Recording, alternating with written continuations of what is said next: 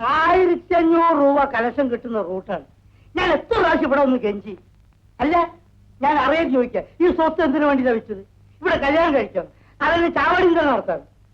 ഇങ്ങനെ കാട്ടിന് വലിയ കാര്യമൊന്നുമില്ല. കുടുംബസ്നേഹം ഇല്ലാത്തവരെ പറ്റി വെറുതെ സംസാരിക്കുന്ന എന്തിനാ ചന്ദ്രേട്ടാ? മുത്തശ്ശിയാണോ ഇവിടുത്തെ ഗൃഹസ്ഥ, അതോ വേറെ വല്ലവരും? മുത്തശ്ശിയുടെ ഒരു വാക്കാവൻ ചോദിച്ചോ ഈ സ്വത്ത് വിൽക്കുന്ന സമയത്ത്? ആ സ്വത്ത് പണം വെച്ച് എനിക്ക് കുറച്ച് കാശ് തന്നിരുന്നെങ്കിൽ അവന്റെ പെങ്ങളും കുഞ്ഞുങ്ങളെ രക്ഷപ്പെട്ടു പോയി. അറിയോ? എന്നോട് ആരും ഒന്നും ചോദിക്കാറില്ല ചന്ദ്ര. ചോദിക്കുക മാത്രമല്ല, പറയും ചെയ്യില്ല. മുത്തശ്ശിക്ക് അറിയോ, അവന്റെ ഫാക്ടറിയിലെ സ്ട്രൈക്ക് നടത്തുക, അടുത്ത അവന്റെ ജോലിയും പോവും. ആ മുത്തശ്ശി ഇവിടെ ഇങ്ങനെ ഇരുന്നിട്ട് രാമ രാമ രാമ ജപിച്ചോണ്ടിരുന്നാ മതി. എന്താ എന്താ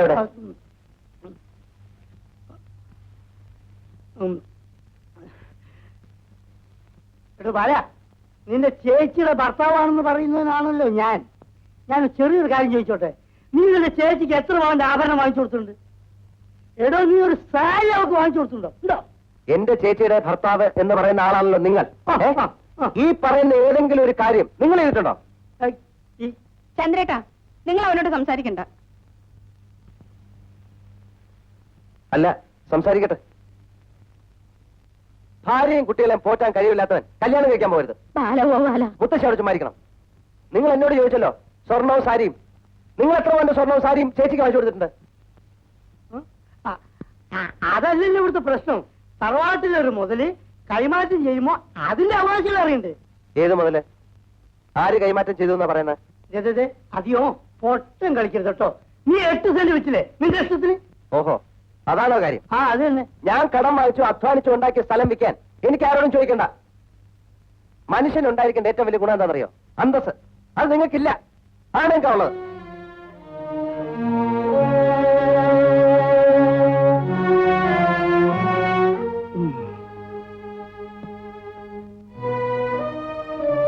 പിള്ളേരെ പുസ്തകങ്ങളൊക്കെ എടുത്തോണം. പോവാ. അമ്മ, നമ്മൾ എങ്ങോട്ടാ പോണേ? നമ്മൾ നമ്മുടെ വീട്ടിലേക്ക്. അപ്പൊ ഇത് നമ്മുടെ വീടല്ലേ?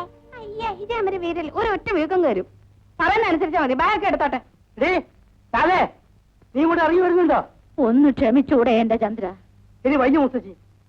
ഒരു അടിയനോട് പറഞ്ഞ വർത്തമാനം എന്നോട് പറഞ്ഞത്. ഒന്നിന് നാലാണ്ട് പെങ്ങൾക്ക് ചോറ് കൊടുക്കണ്ടവന്നല്ലേ അല്ലേ? മാത്രം എന്റെ കുഞ്ഞുങ്ങളെ പിരിഞ്ഞിരിക്കാൻ വയ്യ. എന്റെ മോനെ. ചേച്ചി, ഈ കുട്ടികളെങ്കിലും ഇവിടെ നിൽക്കട്ടെ ചേച്ചി. അവരുടെ പഠിത്തം. ഓ, അവരെത്രയൊക്കെ പഠിച്ചാ മതി ബാല. കഴിവില്ലാത്തവരല്ലേ. നടക്കും പിള്ളേരെ.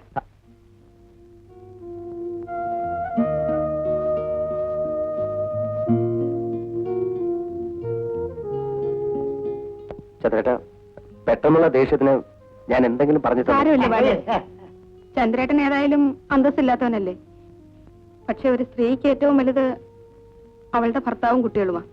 ചേച്ചിയുടെ ഭർത്താവ് ഇത്രയും കാലം എവിടെയായിരുന്നു? 8 സെന്റ് പോയെന്നറിഞ്ഞപ്പോ ഇനി ഇവിടെ വന്നിട്ട് കാര്യമില്ലെന്ന് മനസ്സിലായി അല്ലേ? വെറുതെ അല്ലേ ഓടത്തിന് തിരിഞ്ഞു നോക്കത്തെ? മൂക്ക് പല്ലു പൊളിക്കുന്നവരെ നീയൊക്കെ ഓടത്തന്നെ ഇരിക്കും. സ്വഭാവതല്ലേ? എന്താ നോക്കിയേക്കണ്? അറിയാൻ കൂടി ഇണിങ്ങൾ കേട്ടിട്ട് ഒറ്റടി കൂടെ ഓടിയോ കൂടെ കൂടുവാ. അങ്ങനെ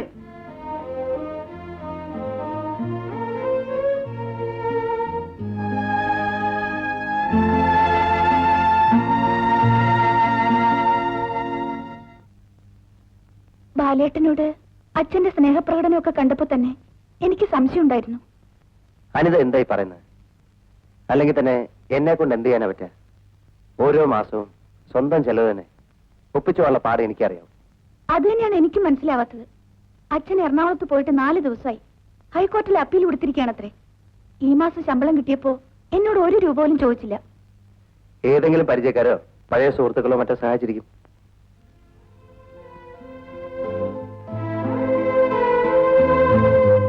ബാലേട്ടൻ എന്നോട് നുണ പറഞ്ഞതാണെന്ന് പിന്നീട് എപ്പോഴെങ്കിലും മനസ്സിലായാൽ എനിക്ക് വളരെ വിഷമമുണ്ടാവും.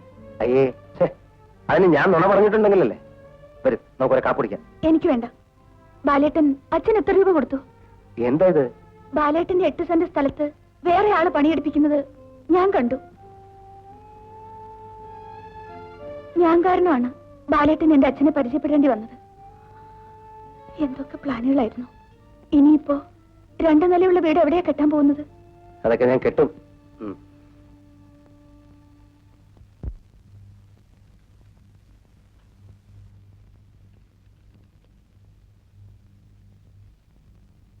സമരം തീർന്നോ?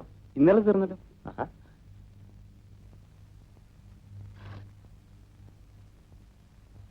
കണ്ണേട്ടാ, ഗുഡ് മോർണിംഗ്.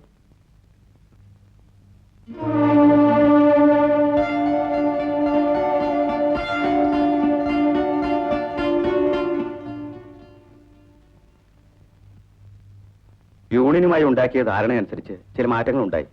ബാലിന് വേണ്ടി ഞാൻ വളരെയധികം വാദിച്ചു നോക്കി. ഒടുവിൽ എന്റെ ജോലി പോകുന്ന ഘട്ടം വന്നു. എനിക്കുമുണ്ടല്ലോ ബാല ഒരു കുടുംബം.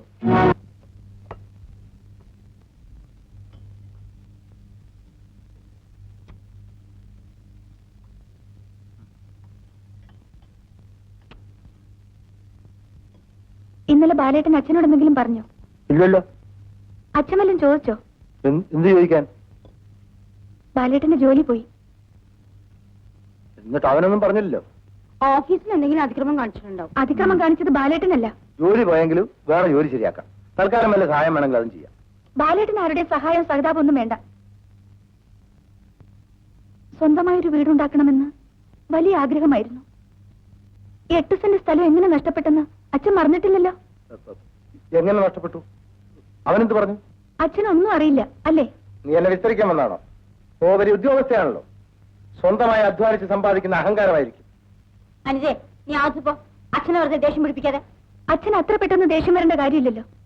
പലരുടെയും കയ്യിൽ നിന്ന് കടം വാങ്ങിച്ചിട്ടാവും ബാലേട്ടനെ 8 സെന്റ് വാങ്ങിച്ചത്. എന്താ നിന്റെ ഭാവം? അനുജേ, നിന്നോടല്ലേ ആദ്യ പോകാൻ പറഞ്ഞത്? കുറച്ച് വിഷമമുണ്ടമ്മേ. എല്ലാം അറിഞ്ഞിട്ടും വാങ്ങിച്ച കാശ് തിരിച്ചു കൊടുക്കാൻ അച്ഛന് തോന്നിയില്ലല്ലോ. അവൻ അന്തസ്സുണ്ടായിരുന്നെങ്കിൽ പരാതി പറയേണ്ടത് നിന്നോടല്ല. അച്ഛന് തെറ്റി. ഒരക്ഷരം എന്നോട് പറഞ്ഞിട്ടില്ല. അച്ഛനും ബാലേട്ടന്റെ മനസ്സ് കാണാൻ ചിലപ്പോ ഈ ജന്മം മതിയെന്ന് വരില്ല. മുണ്ടിപ്പോകരുത്, അധികം ഏ, നീ ആദ്യ പോ.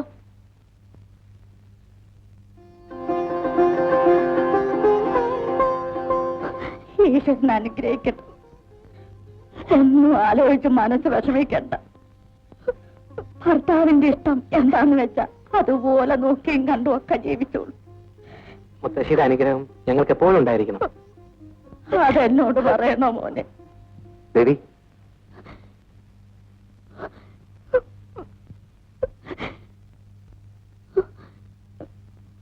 ബാലേട്ടൻ സ്റ്റേഷനിലേക്ക് വരണ്ട. അതെന്താ? ഒന്നുമില്ല, ബാലേട്ടൻ വരണ്ട. അതെങ്ങനെയാ? നാരായണൻകുട്ടി കൊല്ലാൻ തോന്നില്ലേ? അവിടെ വെച്ച് യാത്ര ചോദിക്കാൻ എനിക്ക് പറ്റില്ല ബാലേട്ട. ദേവിയത് ബാലേട്ടൻ വരരുത്. എന്താ ഇത്? നീ സന്തോഷിക്കല്ലേ വേണ്ടത്? നാരായണൻകുട്ടിക്ക് സ്നേഹിക്കാൻ അറിയാവുന്ന ഒരു മനസ്സുണ്ട്.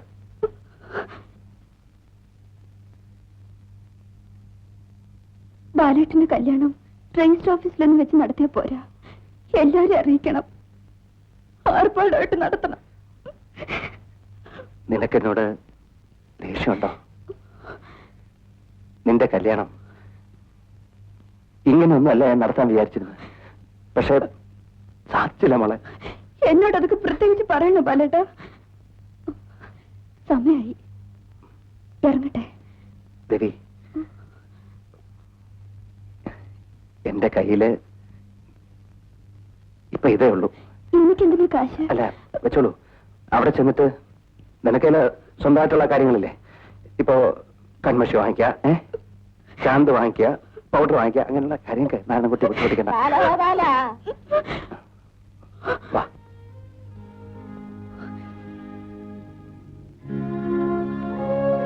ഞാനേ സ്റ്റേഷനിലേക്കില്ല നാരായണൻകുട്ടി. നീ വരണ്ട, വെറുതെ അവിടെ ഒരു സീൻ ഉണ്ടാക്കണ്ടല്ലോ. മോളെ, ഏട്ടനൊരു ജോലി കിട്ടാൻ ദൈവത്തോട് പ്രാർത്ഥിക്കണം. എന്താ മുത്തശ്ശി ഇത്? എനിക്കൊരു ജോലി കിട്ടാനാ പ്രയാസം? ശരി, വയ്ക്കോളൂ.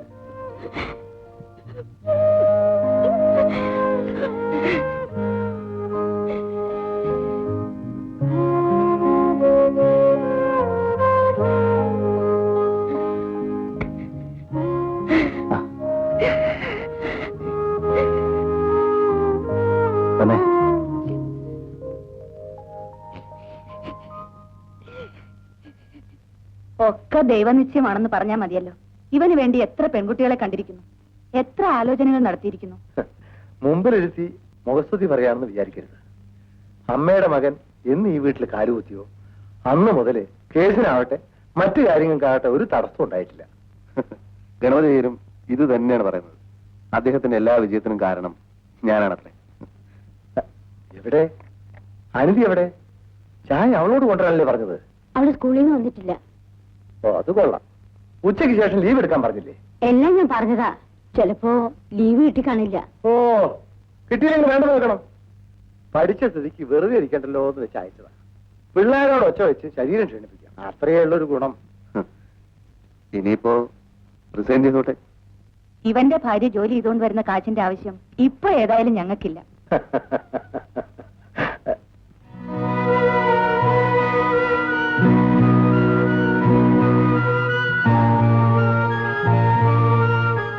എന്താ ബാല, തന്റെ ജോലി പോയല്ലേ? ശമ്പളം തരുന്ന മുതലാളിമാരെ ദ്രോഹിക്കാൻ നടന്നാൽ ഇങ്ങനെ ഇരിക്കും. കാപ്പി കഴിക്കൂ. കം.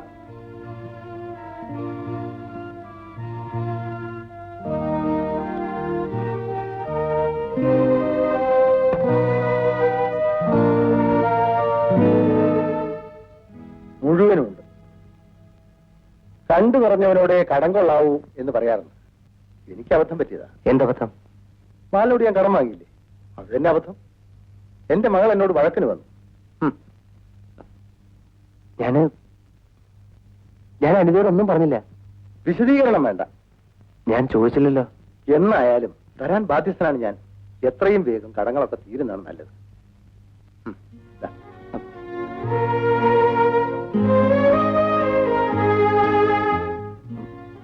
അമ്മേ, ഞാൻ തെറ്റൊന്നും ചെയ്തില്ല അമ്മേ. ബാല, അനിതയ്ക്ക് ചില നല്ല ആളുകളൊക്കെ നടക്കുന്നുണ്ട്. ഒക്കെ ഈശ്വരാനുഗ്രഹം. ബാലൻ ഇടയ്ക്കിടയ്ക്ക് ഇവിടെ വന്നും പോയിരുന്നാൽ ആളുകൾ അതും ഇതൊക്കെ പറയാൻ തുടങ്ങും.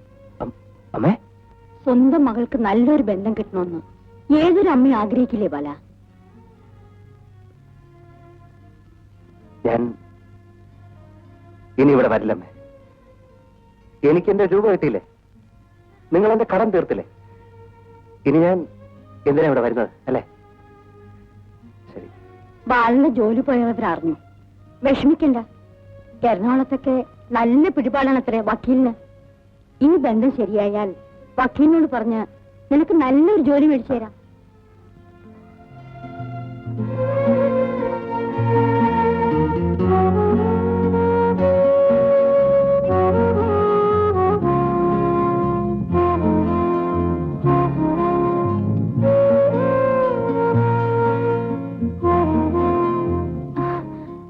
ബാലേട്ടൻ എപ്പോ വന്നു?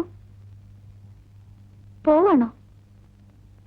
സ്കൂൾ വിട്ട് വരുന്ന വഴിയിലൊക്കെ ഞാൻ ബാലേട്ടനെ നോക്കി.